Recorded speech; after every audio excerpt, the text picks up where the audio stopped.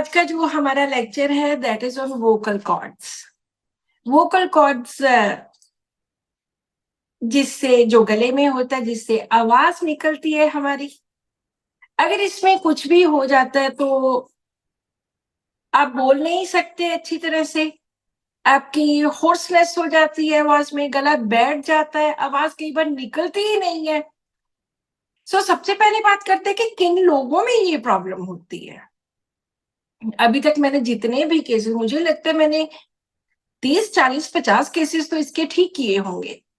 सबसे ज्यादा problems singers में आती है, जिन्होंने बहुत देर तक अपने गले का इस्तेमाल करना है और जिनको बहुत ज्यादा देर रियाज करना पड़ता है, सिंग करना पड़ता है 8-8, 10-10 घंटे।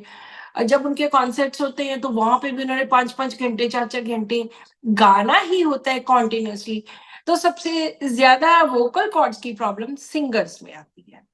उसके बाद दूसरे लोग आते हैं जो टीचर्स हैं, उनको भी बहुत ज्यादा बोलना पड़ता है।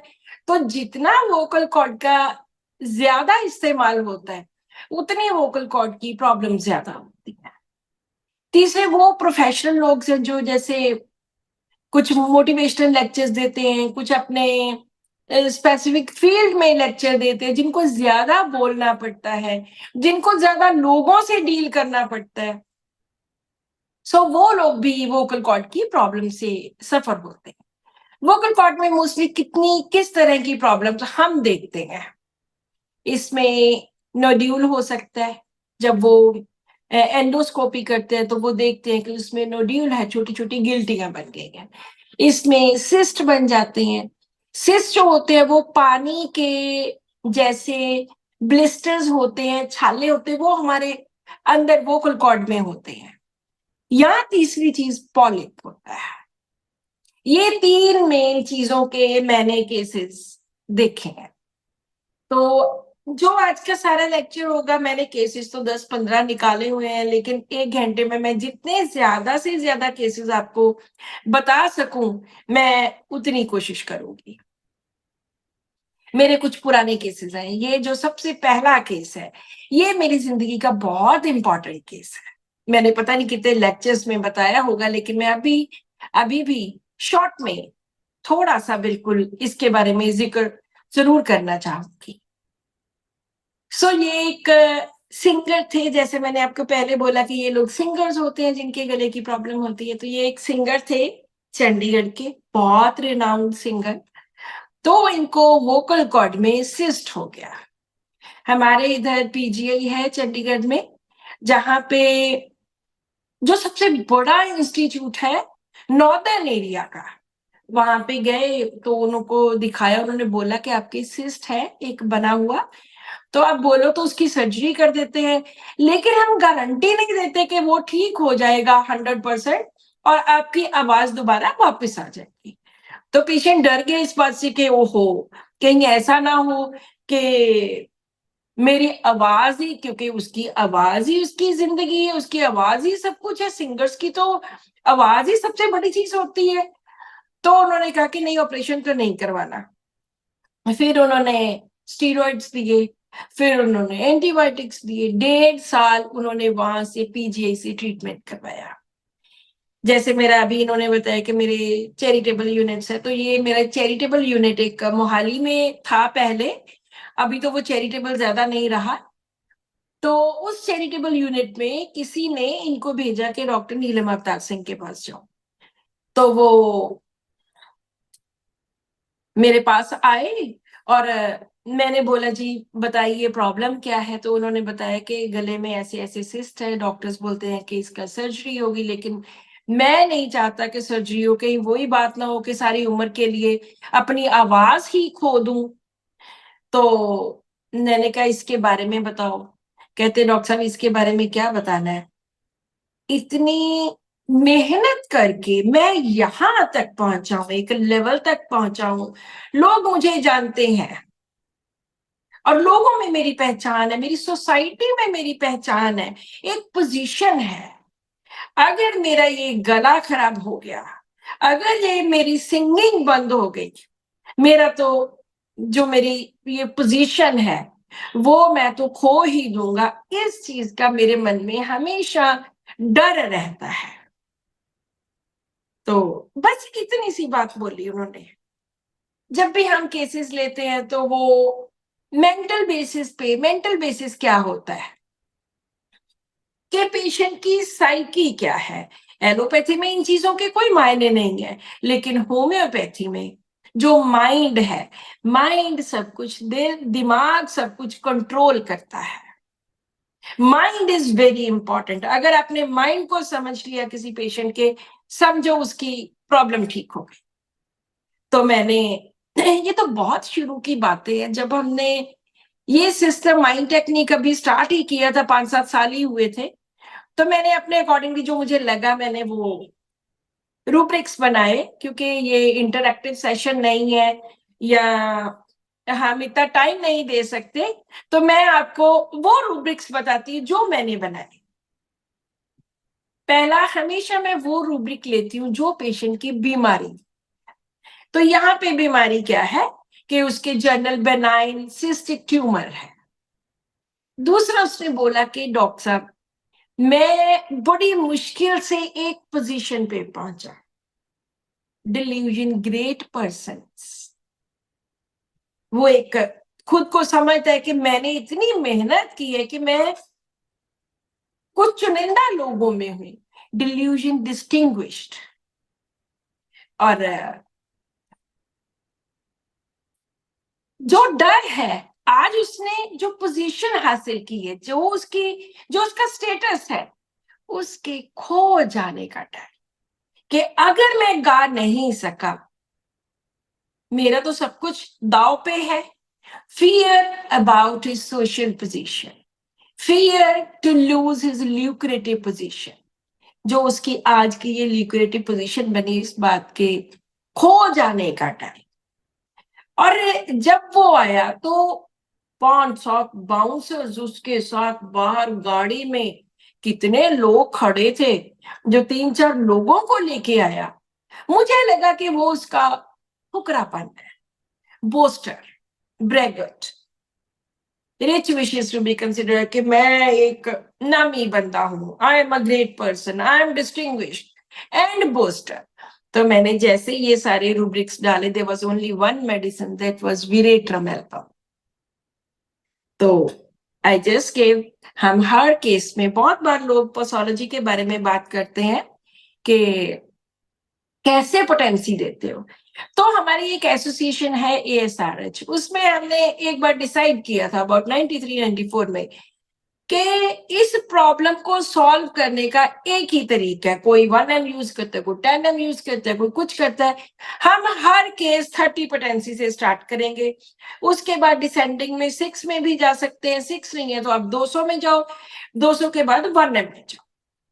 तो मैंने इनको विरेट्रम एल्बा 30 की एक डोज इनको दी। और इन्होंने मुझे बोला कि मेरी रिकॉर्डिंग डॉक्टर साहब 3 बार कैंसिल हो चुकी है।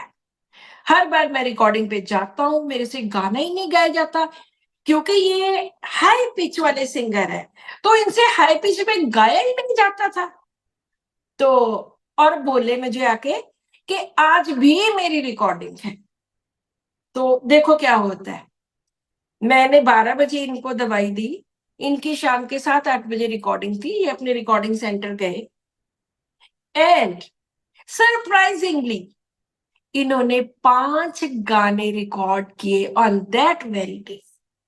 ये भी नहीं कि जी वो 10 दिन के बाद थी, 15 दिन के बाद थी, ऑन दैट वेरी डे, उसी दिन उन्होंने 5 सॉन्ग्स रिकॉर्ड किए। और वो भागे भागे आए अगले दिन मेरे पास कि डॉक्टर साहब कमाल ही हो गया। Then he went to PGA once again.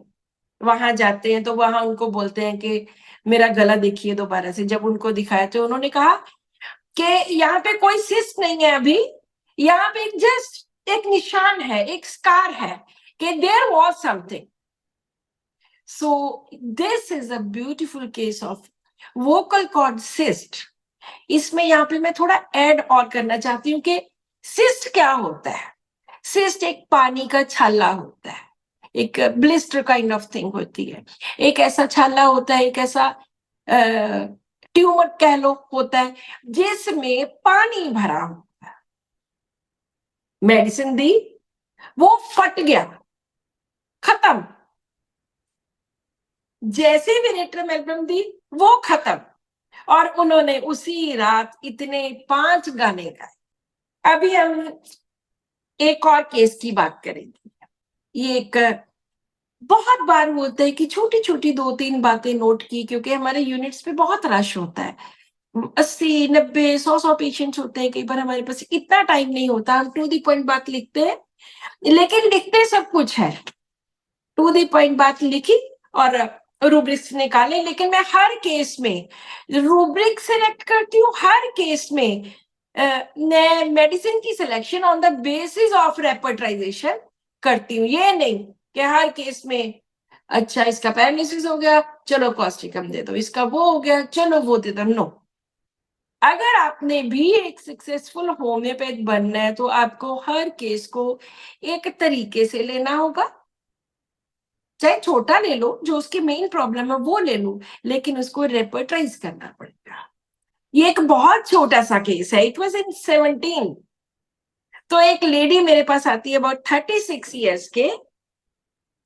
वो मुझे कहते हैं कि एक तो मेरी चेस्ट में बहुत भारीपन रहता है, और जब मेरे पीरियड्स आते हैं तो वो भारीपन ठीक हो जाता है। दूसरा, मेरी आवाज सुबह जब उठती है तो ठीक होती है, लेकिन रात होते होते मेरी आवाज बंद हो जाती है। आवाज रोज रात को बंद हो जाती है। थायराइड की कोई प्रॉब्लम नहीं है, और ब्लीडिंग नॉर्मल सी होती है, थोड़ी ज्यादा भी कभी कभी हो जाती है। मैंने सिर्फ 2 रूब्रिक्स ली, जो ही 2 बातें की। पहला, वोकल कॉर्ड उसके स्पीच एंड वॉइस के अंडर आएगा कि रात को आवाज बिल्कुल खत्म हो जाती है, होर्सनेस हो जाती है टोटल। Voice hoarseness none. सीधा सा सिंपल सा रूब्रिक है जिसमें 13 मेडिसिन है। दूसरी बात बोली, चेस्ट में हैवीनेस होती है जो कि पीरियड्स आने पे बेटर हो जाती है। ये दूसरा रूब्रिक लगाया। मेडिसिन आई कैलकेरिया फ्लोर, और कैलकेरिया फ्लोर 30 की एक डोज थी। 15 दिन के बाद दोबारा आते हैं और कहते हैं कि बहुत ठीक है, आवाज भी काफी फर्क पड़ गया, और कुछ नहीं दिया। ये मेरे पास आए थे 23/6/17, 28/7/17 को, जस्ट आफ्टर 1 मंथ, 5 हफ्तों के बाद ये मुझे कहते हैं कि 100% ठीक है, दोनों प्रॉब्लम्स ठीक है, 100%। ऐसे रिजल्ट हमें सबको मिल सकते हैं। अब एक और बहुत सुंदर केस, बहुत ज्यादा, जो मुझे लगता है कि विच इज वेरी इंपॉर्टेंट। इनके, ये एक लेडी है 55 ईयर्स की, जिनके वोकल कॉर्ड में पॉलिप है।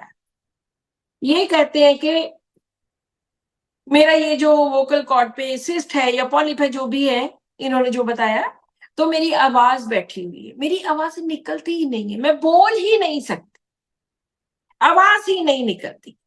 फिर मैंने डॉक्टर्स को दिखाया, डॉक्टर्स ने पता नहीं क्या क्या यहाँ पे अंदर डाल डाल के, कैमरे डाल डाल के मुझे चेक किया, एंडोस्कोपी की। तो पता नहीं कितने डॉक्टर्स को दिखाया, मैं सिर्फ ब्रीफ में वो बातें बताऊंगी जो मेन इसमें थी।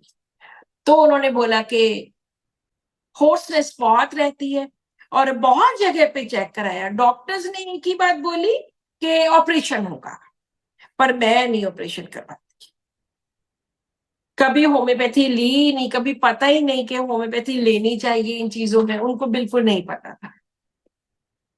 फिर जैसे हम माइंड के बारे में पूछते हैं कि किस तरह का स्वभाव है, गुस्सा गुस्सा कितना आता है, तो उन्होंने बोला जी गुस्सा तो बहुत आता है, बोल बोल देती हूँ, कह कू देती हूँ, और कहने के बाद 2-4 मिनट में, 5-10 मिनट में बस ठीक बोल दिया, बात खत्म। हमें ये पता होना चाहिए कि कौन सी मेडिसिन ऐसी है जिसमें इस तरह का गुस्सा होता है। कह दिया, बोल दिया, बात खत्म। दिमाग में भी बात नहीं रहती। ये नहीं कि दिमाग में सोची जाना, कहना नहीं, नो। कह दिया, बोल दिया, 2-4 मिनट में बात ही भूल जाती है कि क्यों गुस्सा हुई थी। बहुत ज्यादा धार्मिक विचार और बच्चों की परवाह, कोई चिंता फिक्र कोई ज्यादा नहीं है। एंड एक इन्होंने बोला था कि बेटे के लिए सुख मानी थी, तो मैं हर कुछ दिनों के बाद मैं गुरुद्वारा साहिब जाती हूँ। तो ये मैंने किया हुआ है। मुझे किडनी की भी प्रॉब्लम है, मेरा क्रेटिनिन हाई रहता है। तो जब देखा कि कितना था creatinine, it was not too high, बस सीरम क्रेटिनिन वाज 1.8, कोई इतना ज्यादा नहीं लेकिन थोड़ा हाई उस पे था। तो पाठ पूजा ज्यादा करती हूँ, यही सब कुछ। और हुआ क्या था इस केस में कि ये लेडी, जब इसको किसी ने, हम मेरे ही कोई पेशेंट है, उन्होंने बताया, और इन्होंने, तब मैं अमेरिका गई हुई थी, तो ये 1 महीना पता नहीं कितने दिन वेट करते रहे कि जब डॉक्टर साहब आएंगे तो उनको दिखाना है। फिर जब आए, आके दिखाया, मैंने इनको मेडिसिन दी और गाड़ी में वो बैठे। गाड़ी में बैठते यहां से लेके दवाई की एक डोज ली, 5 मिनट लगे गाड़ी तक बैठते बैठते। 5 मिनट में इनकी आवाज पूरी आ गई थी। This is such a beautiful case. तो पहले हम रूब्रिक्स की बात कर लेते हैं। जो इन्होंने 3-4 बार बोला कि वो पता नहीं क्या कैमरे मुंह में डाल डाल के ओ हो क्या वो करते हैं, बेसिकली दैट इज एंडोस्कोपी, के देखें वोकल कॉर्ड में क्या है। तो उससे वो उनको लगता था कि ये तो झमेला है। सो this is like desire for, patient को ऐसे झमेले झमेले ज्यादा पसंद नहीं है। तो उनको लगा कि क्या करते हैं ये, पता नहीं क्या क्या देखते रहते हैं अंदर, क्या क्या डाल डाल के किया। तो this is light desire for जो लोग ज्यादा टेंशन स्ट्रेस नहीं लेना चाहते। दिस इज लाइट डिजायर, हल्का फुल्का रहना कि ठीक है प्रॉब्लम होगी, ये दवाई ले लेते हैं ठीक हो जाएंगे, इस तरह से। दूसरी बात, जो उन्होंने कुछ सुखा हुआ है, जो कुछ मन्नत मांगी हुई है, तो उस तरह का जो होता है हम लोग उसको सुपरस्टिशियस लेते हैं। जिंदगी में जो होना है वो तो होना ही है, या जो जैसा लिखा है, मुझे तो ऐसा लगता है कि जो होना होता है वैसे ही होना होता है। लेकिन जो लोग ज्यादा सुपरस्टिशियस वहम को मानते हैं, तो वहां पे हम इन चीजों को सुपरस्टिशियस लेते हैं। साथ में रिलीजियस अफेक्शन, धार्मिक, पाठ करना, धर्म पे ज्यादा विश्वास करना, ये सब कुछ। एंड टोटल लापरवाह। And anger momentary, anger momentary हमारा कोई रूब्रिक नहीं है, लेकिन डॉक्टर एम.एल. सहगल जी का ये विजन था कि उन्होंने एंगर मोमेंटरली रूब्रिक बनाया, जिसमें उन्होंने बताया कि सिर्फ momentarily, just for few moments, patient को गुस्सा आता है। तो ये बिल्कुल वैसा ही था, क्योंकि ये हमारे सॉफ्टवेयर में नहीं आता है। तो जब मैंने ये 4-5 रूब्रिक्स डाले और भी 1-2 लिए, तो belladonna was the medicine. Belladonna 30 की एक डोज यहाँ पे दी, कार तक पहुंचे, बाहर कार खड़ी थी, 5 मिनट्स लगे उनके। 5 मिनट्स में हो सकते वो सिस्ट था, वो छाला फूटा और उनकी आवाज क्लियर। ये कितने लापरवाह काइंड ऑफ पेशेंट थे ये वाले। मुड़ के दोबारा वो महीना भर मेरे पास नहीं आए, 15 दिन की शायद दवाई, महीना, मुझे लगता है महीने से भी ज्यादा, वो बहुत दिनों तक मेरे पास नहीं आए। जब दूसरी बार आए तो पहले किसी से मंगवा ली दवाई, फिर जब महीना 2 महीने के बाद आए तो मुझे कहते डॉक्टर साहब आपको पता है मेरा किस तरह से ठीक हुआ था। मैंने कहा नहीं, आई डोंट नो। तो कहते मेरा किडनी भी ठीक हो गई है, मेरा ये भी ठीक हो गया। तो मैंने कहा कैसे? इतने में मेरे हस्बैंड अंदर से आते हैं, डॉक्टर अवतार सिंह वो यहाँ से निकलने लगते तो उनको कहते सुनो सुनो डॉक्टर साहब मैं आपको बात बताऊं। तो उनको अपनी सारी स्टोरी बताई कि डॉक्टर नीलम अमेरिका गए हुए थे और फिर मैं इनकी वेट करती रही, फिर मैं एक दिन आई, जैसे इन्होंने मुझे दवाई दी, कार तक पहुंचते पहुंचते मेरा गला 100% ठीक हो गया। आई वॉज ऑल्सो एस्टोनिश्ड कि वाह, मुझे तो पता ही नहीं था कि इस तरह से इनका गला ठीक हुआ। और जब उनका ब्लड यूरिया जो लेटेस्ट रिपोर्ट लेके आए थे, blood urea was 37 and serum creatinine was 1.3, मतलब कि ये भी 1.8 से 1.3 आ गया। सो जो फ्रिवलस काइंड ऑफ लोग होते हैं, जो सुपरस्टिशियस होते हैं, जो धार्मिक भी होते हैं, अनरिलायबल इन प्रोमिसेस होते हैं, एंगर मोमेंटरली होते हैं, वो सब बेलाडोना में आते हैं। डॉक्टर एम एल सेगल कहते थे कि 30% केसेस जो होते हैं वो बेलाडोना के होते हैं। बंदा उसमें दोनों स्टेजेस हैं, एक स्टेज में उसको कोई परवाह नहीं है कि दवाई लेनी है, ले लो, लेनी है नहीं लेनी ना सही, इस तरह के लापरवाह, टोटली फ्रिवलस। और दूसरे होते हैं जो अभी प्रॉब्लम हुई अभी भागे आए, carry desire to be fast में आकर। So this is the third case जिसमें इनकी अगर फ्रिवलसनेस की बात करें, पहली बार दवाई लेके गए, दूसरी बार 15 दिन पता ही नहीं कहाँ गायब रहे, फिर अपने किसी रिलेटिव से मंगवा ली, फिर मुड़ के 2 महीने आए ही नहीं। ये फ्रिवलस होते हैं, इनको पता ही इतनी, इनकी इतनी बड़ी प्रॉब्लम जो इनको 1-2 साल से थी वो कितनी ठीक हुई, लेकिन अभी भी she was not serious about her medicine. फिर इन्होंने अभी भी कभी कभी आ जाते हैं कि डॉक्टर साहब दवाई दे दो, और ये बात है 21 की, आज 24 खत्म होने जा रहा है और इनको कोई किडनीज की प्रॉब्लम नहीं है, इनको कोई वोकल कॉर्ड की प्रॉब्लम नहीं है, लेकिन कभी कभी जब इनको जाग आती है 2-4 महीनों के बाद तो वो मुझसे मेडिसिन मंगवा लेते हैं।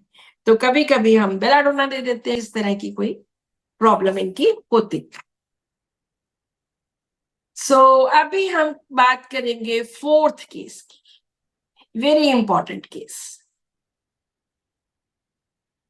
ये भी वोकल कॉर्ड सिस्ट का केस है। तकरीबन 5-6 साल से इनको प्रॉब्लम थी, वॉइस बैठ गई, इनकी आवाज जो है वो बैठ गई, होर्सनेस आ गई। और फोन किया इन्होंने मुझे कि लंबा टाइम बोलने पे इनकी जो प्रॉब्लम है बहुत ज्यादा बढ़ जाती है। और आपको पता है मुझे क्या बोलते हैं ये?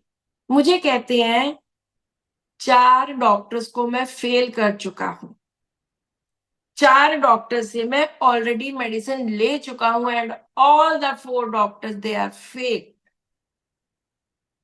मैंने बोला मुझे फेल करना है आपने? तो कहते नहीं नहीं। मैंने कहा बताइए क्या प्रॉब्लम क्या है? कहते एंडोस्कोपी करवाई थी तो सिस्ट निकला, नोड्यूल निकला एक, तो सडनली वॉइस खत्म हो जाती है, डॉक्टर्स ने सर्जरी रेकमेंड की है, और लेकिन मैं सर्जरी तो नहीं करवाऊंगा, पर मैं आयुर्वेदिक ले रहा हूं medicine for last few days, 15-20 दिन से। तो मैंने कहा एक बात सुन लीजिए, अगर if you are taking Ayurvedic medicine, पहले उसका कोर्स खत्म कर लीजिए, 1 महीना लेनी है 1 महीना ले लो, 2 महीना ले लो 2 महीने। मेरे पास तब आना जब आपने होली सोली होम्योपैथी ही लेनी हो, चाहे आप 10 आपकी फीस मेरे पास डिपॉजिट हो चुकी है, आप चाहे 10 दिन के बाद आ जाओ, लेकिन आपको सिर्फ होम्योपैथी ही लेनी पड़ेगी। ये नहीं कि साथ में एलोपैथी ले रहे हैं, साथ में आयुर्वेदिक ले रहे हैं, साथ में यूनानी ले रहे हैं, नो, नॉट एट ऑल। बड़े क्लियरली मैं सभी लोगों को यही बोलती हूँ कि अगर कोई आपको इमरजेंसी है, जैसे मान लो किसी की ब्लड प्रेशर एंड शुगर की दवाइयां चलती, वो हम बंद नहीं कर सकते, तो वो कंटिन्यू रखें। लेकिन अगर उसी प्रॉब्लम के लिए वो दूसरी दवाई भी ले रहे हैं, मेरी भी ले रहे हैं, तो आई ऑलवेज रिफ्यूज कि मैं दवाई अभी नहीं दूं, पहले आप वो दवाई खत्म कर लो, उसका इफेक्ट देख लो, अगर लगता है ठीक है वेल एंड गुड, नहीं ठीक तो फिर then I'll give you medicine. He said, okay, I'll wait for 15 days. तो मैंने लिखा हुआ है यहाँ पे, advised to talk to me after taking Ayurvedic medicine. तो 15-20 दिन हो गए, कोई फर्क नहीं पड़ा, ना एलोपैथी से ना आयुर्वेदिक से। मेरा ये कहने का मतलब ये नहीं है कि आई कंडेम एनी सिस्टम, कोई हर सिस्टम में कुछ ना कुछ अच्छी चीजें हैं, कुछ ना कुछ नेगेटिव चीजें भी है। तो होम्योपैथी में भी बहुत सारी ऐसी चीजें हैं, जैसे इमीडिएट इमरजेंसी कई बार कवर ही नहीं होती, वो एलोपैथी में इमरजेंसी बहुत जबरदस्त है। सो अब हम बात करते हैं इस केस की। मैंने कहा जी बताइए। कहते बात करने से मेरी तकलीफ बढ़ जाती है और अब तो मैं बिल्कुल हताश हो गया कि क्या करूं, क्या मेडिसिन लूं, कहाँ से लूं। तो आवाज मेरी निकलती है, बोलने पे ज्यादा ताकत लगानी पड़ती है, और क्योंकि मेरा काम कुछ ऐसा है कि बहुत सारे लोगों के साथ, लेबर के साथ बात करनी पड़ती है, और जब बात ज्यादा करता हूं तो बस फिर आवाज खत्म, आवाज बंद। तो मैंने कहा जी गुस्सा कितना आता है? तो गुस्सा तो बहुत आता है, क्योंकि लेबर से काम करवाना होता है, लेबर ढंग से काम करती नहीं है, मैं तो गालियां गुलियां भी निकाल देता हूँ, उनके साथ ऊंची आवाज में बोलना पड़ता है, और काफी ज्यादा मुझे उन पे गुस्सा आता है। मैंने तो एलोपैथी के एंटीबायोटिक्स के पता नहीं कितने कोर्सेज लिए हैं। तो मैंने कहा कि चिंता फिक्र, कहते चिंता फिक्र तो बहुत होती है। मैंने कहा किस बात की? कहते एक तो हमारा कोई डिस्प्यूट चल रहा है किसी के अपने फैमिली में, उसका एक तो बहुत होता है, दूसरा मेरी कोई इनकम इतनी ज्यादा भी नहीं है कि मैं बड़े आराम से सारे डॉक्टर की फीस भी दूं, ऑपरेशन भी करवा लूं, ये नहीं करवा सकता। और घर वालों की चिंता, मेरे पेरेंट्स हैं, बुजुर्ग पेरेंट्स हैं, उनकी चिंता, उनकी सेहत की चिंता बहुत ज्यादा रहती है। So this was the case. Thermals हैं, दोनों सेंसिटिव हूँ, गर्मी भी ठंड भी। खाने में मीठा कम ही लेता हूँ, नमकीन भी ज्यादा नहीं लेता। So this was the case. अब इस केस में जो मेन बात है, जो सबसे, ये फर्स्ट टाइम मैं केस बता रही हूँ, ये एक नया वाला केस है। सो इसमें जो सबसे बड़ी बात है, हर केस में 3-4 बातें बहुत ज्यादा इंपॉर्टेंट होती है। आप उस सिस्ट को या ट्यूमर को लो या ना लो कोई फर्क नहीं पड़ता, लेकिन पेशेंट की psyche plays a very important role. सबसे पहले इन्होंने बोला कि बहुत ज्यादा मैं तो परेशान हो गया हूँ, 4 डॉक्टर्स को फेल किया है, luckily I was the 5th one who succeeded. मेरे ट्रीटमेंट से वो बिल्कुल 100% ठीक हुए। सो कि बहुत ज्यादा मैं तो, मेरा तो मन ही उब गया है दवाइयां खा खा के, क्योंकि 3 एलोपैथी में डॉक्टर्स को फेल किया, एक आयुर्वेदिक को। तो मैंने कहा कोई बात नहीं। सो यहाँ पे हम लेते हैं डिस्करेज्ड एंड डिस्कस्ड। जब पेशेंट का मन नहीं करता दवाई लेने को, उसमें हौसला नहीं है दवाई लेने का, कि क्या करूं, इतने इतने डॉक्टर्स को मैंने दिखा दिया, किसी से ठीक तो हुआ नहीं।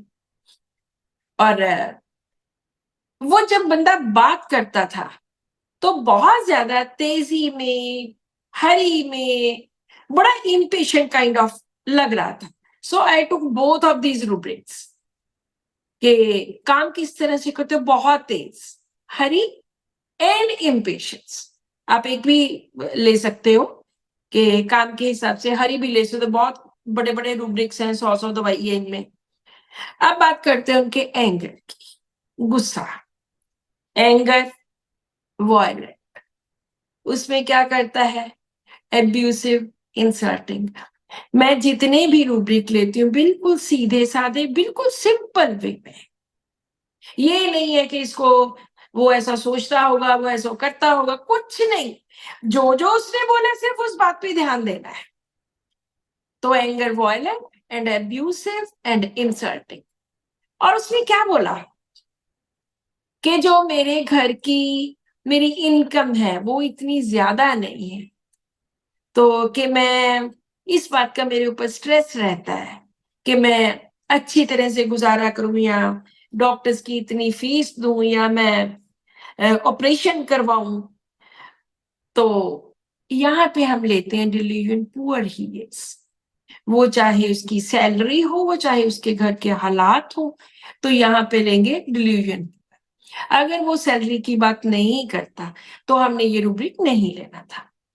दूसरा उसने बोला कि हमारी प्रॉपर्टी का कोई डिस्प्यूट चल रहा है, so elements from discord between relatives friends.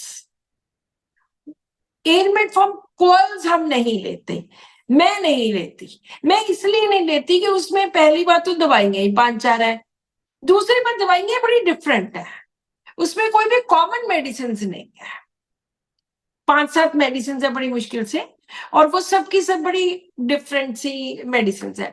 तो मैं हमेशा एलिमेंट्स फ्रॉम डिस्कॉर्ड, लड़ाई झगड़ा, जो इनका 2 साल से डिस्प्यूट चल रहा है, एंड लास्ट वाले 2 रूब्रिक्स के घर वालों की चिंता होती है फैमिली की, और पेरेंट्स की हेल्थ की चिंता बहुत रहती है। Anxiety family about his and anxiety health about relatives of. के रिलेटिव्स कौन होते हैं? घर वाले सारे लोग रिलेटिव्स होते हैं, फैमिली रिलेटिव्स हैं, फैमिली परिवार, जिस परिवार में सब इकट्ठे रहते हैं। तो अगर उनकी हेल्थ की चिंता है तो वो anxiety health about relatives of आएगा। आई वॉज सरप्राइज्ड जब मैंने ये 8-10 रूब्रिक्स डाले, there was only 1 medicine and that was हिपरसल्फ।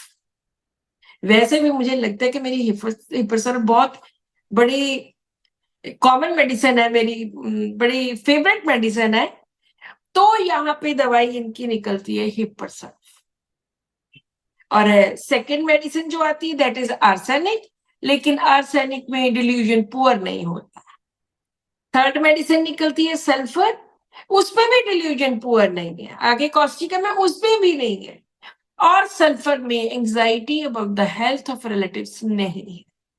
सो ऐसे हर मेडिसिन में कुछ कुछ नहीं था, लेकिन 2, 4, 6, 8, 10, 11 रूब्रिक्स में अकेली हिपरसल्फ पूरी की पूरी सारी उसमें आई। I gave him 2 doses of Hippocel 30, or this was in March, then April, and no repetition of medicine, I think. He was Hippocel 30 few doses, and within 3 months, he was 100% okay. पहली बारी जब उन्होंने 1 महीना दवाई लेके मेरे से दोबारा बात की, देन ही सेड के मैं तो बहुत ठीक हूं। उसकी आवाज से भी लगा कि ये तो बहुत ठीक है। एंड तीसरे महीने में चालू की थी, 7वें महीने में उन्होंने बोला कि आई एम 100% ओके। अभी जितना मर्जी बोलता रहूं कोई फर्क नहीं पड़ता। इसके पब्लिक के साथ जो लेबर है उसके साथ भी मैं झगड़ता रहता हूं, पर अब मेरी आवाज नहीं पे। सो सरप्राइजिंगली हिपरसल्फ, जो कभी हम सोच नहीं सकते, हिपरसल्फ ने तो मुझे मेरे बहुत सारे केसेस, लाइक 2-3 केसेस तो सिवियर डिप्रेशन के केसेस ठीक किए हैं।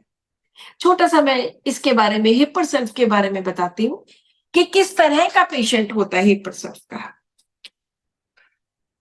नंबर 1, हिपरसल्फ को गुस्सा बहुत आता है, बहुत ज्यादा बोल देना, बहुत ज्यादा कह देना, सब कुछ बोल देना, अब्यूसिव, गालियां निकाल, इतना ज्यादा गुस्सा आता है, यहां तक कि किसी को ये स्टैब भी कर सकते हैं, किसी को मार भी सकते हैं, इतना ज्यादा गुस्सा हिपरसल्फ का। दूसरी स्टेज इसकी, ये मैंने वैसे बातें बहुत बार बताई हुई है डिफरेंट वीडियोस में। दूसरी बात, इसको अपने घर वालों की, अपने फैमिली मेंबर्स की बहुत ज्यादा चिंता, जहां पे गुस्सा इतने के मार ही दूं, वहां पे जब केयर वाला फैक्टर आता है, एंजाइटी वाला फैक्टर आता है अपने रिलेटिव्स के लिए, तो वो भी हद से ज्यादा। 100 days 100 cases, शायद मैंने उसमें भी हिप्पोसेल्फ की बात की है। तो ये दो चीजें ये बहुत ज्यादा इंपॉर्टेंट है। एक तरफ तो मरने मारने की तरफ आ जाना, और दूसरी तरफ इतना ज्यादा परेशान हो जाना उनके लिए, घर वालों के लिए, कि पूछो मत। ये दो फैक्टर्स। और कभी कभी मैं एक और चीज भी नोट करती हूँ कि कुछ जो पेशेंट्स हैं बहुत चिली होते हैं, हिप्पोसेल्फ इज वेरी चिली, बहुत ज्यादा। तो वो भी मैं फैक्टर इनसे जरूर पूछती हूँ। आप ले भी सकते हो, नहीं भी ले सकते, लेकिन मैं अक्सर पूछती हूँ कि क्योंकि हिप्पोसेल्फ का ये बहुत बड़ा एक फैक्टर है। तो इसमें हिप्पोसेल्फ भी इस केस में एंड पेशेंट बिल्कुल ठीक हो गया। अभी हमारे पास 15 मिनट है, तो अभी हम एक और केस की बात करेंगे। ये केस है एक लड़की, तो अबाउट 40 years के, सिंगिंग प्रोफेशन है इनका, और गले में पॉलिप हो गया। अब गाया नहीं जाता, रियाज नहीं किया जाता, और उनकी भी वैसी ही स्टोरी कि डॉक्टर साहब बड़े साल लगे यहां तक पहुंचने में, यहां तक पहुंचने में। ये जो यहाँ वाला फैक्टर है, ये है बिलीव इन ग्रेट हील्स, कि आज मैं एक मुकाम पर खड़ी हूं। जो हमने पहला एक केस किया था उसमें भी ऐसे ही था ना, बहुत साल लगे मुझे यहां तक पहुंचने में। तो इसका भी यही था कि बहुत साल लगे मुझे यहां तक पहुंचने में। बड़े सालों से मैं सिंगिंग कर रही हूँ, 4-4 5-5 घंटे कॉन्टिन्यूसली। इनके जो जब इनके कॉन्सर्ट्स होते हैं तो इनको 4-4 5-5 घंटे सिंग करना पड़ता है। इनके गले में एक पॉलिप था अबाउट 2 mm का। देखो एक छोटा सा 2 mm का पॉलिप कितना बड़ी चीज कर जाता है कि उनकी आवाज ही निकलनी बंद हो गई। तो इनके बारे में पूछा गया, तो इन्होंने बताया कि इन्होंने कुछ महीने आयुर्वेदिक मेडिसिन ली, कुछ देर इन्होंने होम्योपैथी भी ली, लेकिन ज्यादा फर्क नहीं पड़ा। मैंने बहुत सारे डॉक्टर्स को दिखाया एंड बिल्कुल भी किसी भी उसमें कोई फर्क नहीं है। मेरी आवाज क्लियर ही नहीं होती, मैं गा ही नहीं सकती, मेरा तो गाना ही बंद हो गया। तो फिर उसके बाद हम पूछते हैं कि अपने स्वभाव के बारे में बताओ। इनकी फैमिली हिस्ट्री थोड़ी ऐसे ही, थोड़ा ठीक सा सिस्टम नहीं था। उनकी आवाज में मुझे थोड़ा ईगो ईगोइज्म लगा, कि ईगोटिज्म के थोड़ा खुद के बारे में। तो मैंने यहाँ पे वो भी रूब्रिक लिया। ये अपने ब्रदर के साथ रहती हैं, और उनके बच्चों को ही इन्होंने अपना बच्चे बना के उनको पालते हैं, उनका ध्यान रखते हैं। और बच्चा कोई बीमार हो जाए उसकी बहुत ज्यादा चिंता करनी, एंड गुस्सा बहुत ज्यादा। लेकिन गुस्से के बाद अगर मैंने गुस्से में किसी को कुछ बोल दिया तो इतना गिल्ट होता है। हर एक की अपनी स्टोरी होती है। बेलारूना में गुस्सा आया, बोल दिया, बात खत्म। हिप्पोसेल्फ में गुस्सा आया, इतना गुस्सा आया, गालियां निकाल दी, यहां तक कि उसको चाहे छुरा ही घोंप दे, इतना गुस्सा। यहां पर गुस्सा आया, बोल दिया, और गिल्टी मार गया, साथ के साथ बहुत ज्यादा पछतावा कि क्यों बोला, नहीं बोलना चाहिए था। रिमोर्स बहुत ज्यादा, रिपेंटेंस बहुत ज्यादा। और थर्मल्स कोई ज्यादा वो नहीं थे। सर्जरी से तो मैं डरती बहुत हूँ, क्योंकि डॉक्टर्स ने बोला कि सर्जरी करवानी पड़ेगी, तो वो तो मैं नहीं कराऊंगी। जितने भी ये वोकल कॉर्ड वाले पेशेंट्स होते हैं, वो कहते हैं छोटा सा ही सिस्ट है, छोटा सा ही नोड्यूल है, ट्यूमर है, या कुछ भी पॉलिप है, वो हम कर देंगे और सर्जरी कर देंगे और आपका ठीक हो जाएगा। लेकिन सारे के सारे डरते इस बात से कि कहीं अगर आवाज चली गई फिर तो काम खराब है। तो मैंने तो सर्जरी नहीं करवानी। बाय चांस कोई कट भी लग सकता है किसी तरह का, तो बच्चों के लिए भी मैं डरती हूँ कि बच्चे, अभी बच्चों का मैंने ध्यान रखना है। हालांकि उनके अपने बच्चे नहीं है, उनके भाई के बच्चे हैं। सो इस बेसिस के ऊपर मैंने कुछ रूब्रिक्स। पहला है पॉलिप, सेकंड है सिंगिंग। जो लोग सिंगिंग प्रोफेशन में होते हैं उनका मैं पक्का लेती हूँ सिंगिंग, क्योंकि सिंगिंग में काफी सारी 76 मेडिसिन है। तो सिंगिंग आपने जरूर लेना है, क्योंकि सिंगिंग उनका प्रोफेशन है, उनको पसंद है, वो गाना गाते हैं। Next is delusion, great person is. मैं जो इस लेवल तक पहुंची हूँ, बहुत मेहनत करके पहुंची, तो ये लेवल मेरी ग्रेटनेस है। डिल्यूजन, ग्रेट पर्सन एंड गुस्सा बहुत आना, बोल देना, और बाद में guilt. What is this? This is anger alternating with quick repentance. साथ के साथ गुस्सा, गुस्से के साथ पछतावा। ओहो, क्यों कह दिया, नहीं कहना चाहिए था। इसमें 7-8 मेडिसिन है इस रूब्रिक में। हम रिमोर्स भी ले सकते हैं। रिपेंटेंस एंड रिमोर्स, ये दो डिफरेंट वर्ड्स हैं। दोनों का मतलब अगर हिंदी में देखा जाए तो दोनों में पछतावा होता है कि मैंने जो किया गलत किया, नहीं करना चाहिए था। और रिपेंटेंस में पेशेंट सोचता है कि मैं आगे से ये सब नहीं करूंगा। छोटा रूब्रिक है, लेकिन रिमोर्स में गिल्ट, पछतावा, quick remorse, easy remorse, remorse repents quickly साथ के साथ। Then anxiety children about his, क्योंकि वो चाहे भाई के बच्चे हैं लेकिन उनको अपना मानती है। तो anxiety children about his, cares worries full of, उनका ध्यान रखना, उनको स्कूल भेजना, उनकी ड्रेसेस तैयार करना, अगर बीमार हो गए तो भी उनका बहुत ज्यादा ध्यान रखना। एंड ईगोटिज्म, मुझे उनके टोन में ये मैंने ऑब्जर्व किया कि yes she has, yes I am something, I am. तो जब पेशेंट को लगता है कि आई एम समथिंग, तो वहां पर हम ईगोटिज्म ले सकते हैं। जब ये सारे के सारे रूब्रिक्स डाले, इनकी ट्यूबरक्लोसिस की हिस्ट्री भी थी, तो आई टुक दैट रूब्रिक ऑल्सो। तो इनकी जो फर्स्ट मेडिसिन निकली, दैट वाज सल्फर। सल्फर में खुद को महान समझना, ईगोटिज्म, और बहुत ज्यादा रिपेंटेंस एंड क्विक। 2 मिनट में, 5 मिनट में, झट झट के झट, जल्दी के जल्दी, बहुत जल्दी। सो जब भी कोई ऐसे मेडिसिन इस तरह से निकलती है तो मुझे कंफर्म होता है कि पेशेंट तो पक्का ठीक होएगा ही होएगा। बहुत केसेस में ऐसे होता है। तो यहाँ पे मुझे था कि ये ठीक हो जाएंगे। सल्फर 30 की 2 डोज दी, और पहली dose first day, second dose after 15 days. उसके बाद उन्होंने मुझे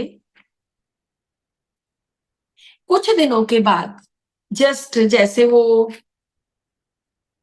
3 तारीख को, 8 तारीख को दवाई लिए, 15th को उन्होंने मुझे बोला कि फर्स्ट डोज लेने के बाद ही I am feeling much much better. तो मैंने कहा वेरी गुड, बहुत अच्छी बात है। तो फिर नेक्स्ट मंथ की उनकी मेडिसिन गई again. I did not increase the potency, I just give sulphur 32 dose again. मैं बहुत बार ऐसे ही करती हूँ कि क्यों इतनी ज्यादा पेशेंट्स को दवाई देनी, तो 30 पोटेंसी तो से काम चल रहा है तो 30 दे दीजिए।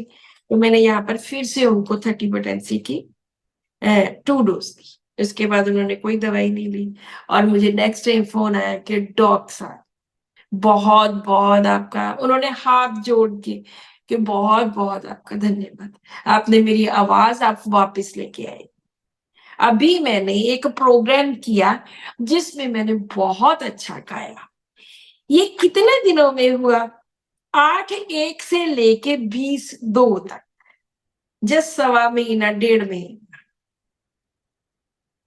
This is the beauty of homeopathy, कि जब कोई पेशेंट ठीक होता है तो कितना क्विकली ठीक हो सकता है, ये सिर्फ हमें पता है। एलोपैथी में तो बहुत बार दवाइयां लगातार लेते रहो, कितने कितने महीने लेते रहो, कभी इनहेलर लिया, कभी कोई एंटीबायोटिक्स लिए, कभी स्टीरॉइड्स लिए, कभी कुछ लिया। लेकिन जितना क्विकली होम्योपैथी में रिजल्ट मिलता है, मुझे लगता है किसी पैथी में नहीं मिलता। क्योंकि बाकी सभी जितनी भी पैथीज हैं, आयुर्वेदिक ले लो, एलोपैथी ले लो, नेचुरोपैथी ले लो, सभी में क्रूड फॉर्म की ड्रग्स हैं। एक ड्रग कितना असर करती है, कितनी देर में करती है, वो उतना ही करेगी। लेकिन होम्योपैथी एक ऐसी मेडिसिन है जिसमें एनर्जी होती है। वो एनर्जी बॉडी में गई, वो 5 सेकंड में भी ठीक कर सकती है, 5 दिन में भी कर सकती है। अभी मुझे एक केस याद आया, मेरे एक डॉक्टर है, बड़ी बार ये भी मैंने केस बताया, उनके बहुत ज्यादा पेट में दर्द हुआ, हमारे डॉक्टर है इधर के, तो उनके पेट में बहुत ज्यादा दर्द हुआ, तो उन्होंने एलोपैथी की, कभी एक दवाई ली, वॉवरन का इंजेक्शन लगाया, पता नहीं क्या क्या, 1-1.5 घंटे से उनके पेन हो रहा था। तो उन्होंने अपने हस्बैंड को बोला कि गाड़ी बाहर निकालो, अभी हॉस्पिटल जाना पड़ेगा, इतना ज्यादा पेन हो रहा है। इतने में उन्होंने मुझे फोन किया, मैंने फोन नहीं उठाया, उनके फिर से फोन किया, मैंने फिर नहीं उठाया। फिर मैंने अपने मन में सोचा कि 2 बार वो फोन करने वाले नहीं है, जरूर कोई जरूरी बात होगी। मैंने बीच में वो अपना जो मैं कर रही थी रोक के, मैंने पहले उनको फोन किया। मैंने कहा आपने बार बार फोन किया, बताइए। कहते डॉक्टर इतनी सीवियर पेन है, इतनी सीवियर पेन है, बहुत ज्यादा, वॉपरन का इंजेक्शन भी ले लिया। अभी मैंने अपने हस्बैंड को बोला कि गाड़ी बाहर निकल, तो मैंने कहा कोई बात नहीं, कैमोमिला 30 की एक डोज ले। जैसे उन्होंने टंग पे कैमोमिला 30 की एक डोज रखी, जस्ट 2 ड्रॉप्स, अपने हस्बैंड को बोलते हैं कि गाड़ी दोबारा से अंदर कर दो, हॉस्पिटल जाने की जरूरत नहीं है। This is what homeopathy is. आज एक सभी से एक रिक्वेस्ट करूंगी कि ये जो मिक्सोपैथी है, ये जो 10-10 दवाइयां देते हो, ये छोड़ के सिंगल मेडिसिन पे आओ, 2 दे दो। आपको लगता है कि आपकी एक मेडिसिन की सिलेक्शन नहीं कर सकते, 2 दे दो, लेकिन कॉम्बिनेशंस जिसमें 10-10 दवाइयां हैं, लेकिन पेटेंट्स जिनमें 10-10, 15-15 दवाइयां हैं, अवॉइड देम। मेरे क्लिनिक में आपको कहीं भी वो दवाइयां नहीं मिलेगी, कोई टॉनिक नहीं मिलेगा, कोई कफ सिरप नहीं मिलेगा, क्योंकि हम यूज ही नहीं करते। अगर कफ ठीक करने के लिए हमारे पास इतनी दवाइयां हैं, तो हमें क्या जरूरत है उन सब कफ सिरप की, या अल्फा मल्ट की, या अल्फा अल्फाटॉनिक की, या पता नहीं क्या क्या।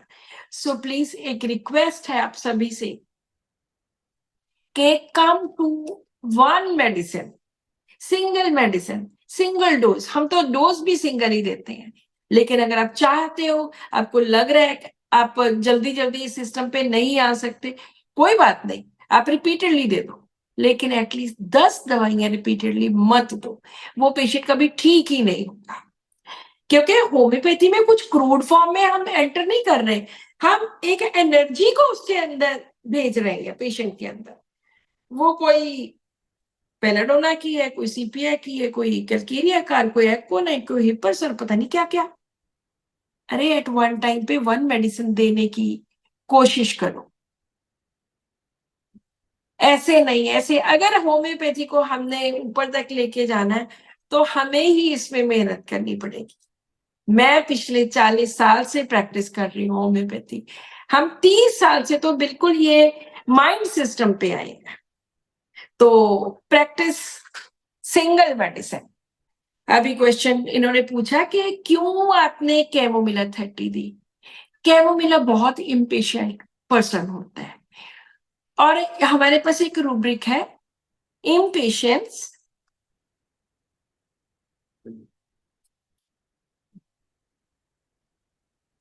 Cure him at once, patient insist that the doctor. के मैंने बोला आपको कि वो डॉक्टर अदरवाइज मुझे इतनी बार फोन करने वाले थे नहीं, वो एक ही बार फोन करके अगर मैंने नहीं उठाया तो वो वेट करेंगे, लेकिन उन्होंने मुझे 2 बार 3 बार फोन किया। This was her impatienceness, this was her impatience. और क्या बोला कि डॉक्टर साहब फटाफट दवाई दो, बस मैंने हस्बैंड को बोला कि गाड़ी बाहर निकालो। सो हमारे पास एक रूब्रिक है, impatience cures him at once, patient insist that the doctor. Patient doctor को इंसिस्ट करते कि अभी के अभी मुझे अभी ठीक कर दो। And there is only one medicine, that is chamomilla. जो एक हम carried desire to be fast लेते हैं, वो हम उसका मेटाफोरिकल मीनिंग लेते हैं कि मुझे कैरी करके यहां से तेजी से ले जाएंगे, वो डिफरेंट रूब्रिक है थोड़ा। तो यहाँ पे मैंने ये वाला रूब्रिक लेके और उनको कैमोमिला दी, और जैसे ही उन्होंने ड्रॉप्स डाले अपने हस्बैंड को बोल दिया कि चलो जी गाड़ी अंदर कर दो, अब जरूरत नहीं। होम्योपैथी इस तरह से इफेक्ट करती है। अगर आप इसमें मेहनत करते हो तो मुझे नहीं लगता कि कोई भी, अभी भी मेरे पास 3-4 केसेस पड़े हैं जो मैं दिखाना चाहती थी, लेकिन टाइम ज्यादा हो गया। मुझे एक पेशेंट ने बोला कि डॉक्टर साहब मैं आपसे ठीक हुआ हूँ, मैं आपको इंटरव्यू देना चाहता हूँ कि आप अपनी वीडियोस इतनी डालते हैं तो आप वीडियो डालो कि मेरा इस तरह से केस ठीक हुआ। पर बहुत सारे ऐसे लोग हैं जो ट्रीटमेंट तो शुरू करते हैं लेकिन 15-20 दिन के बाद खत्म कर देते हैं, नहीं लेते।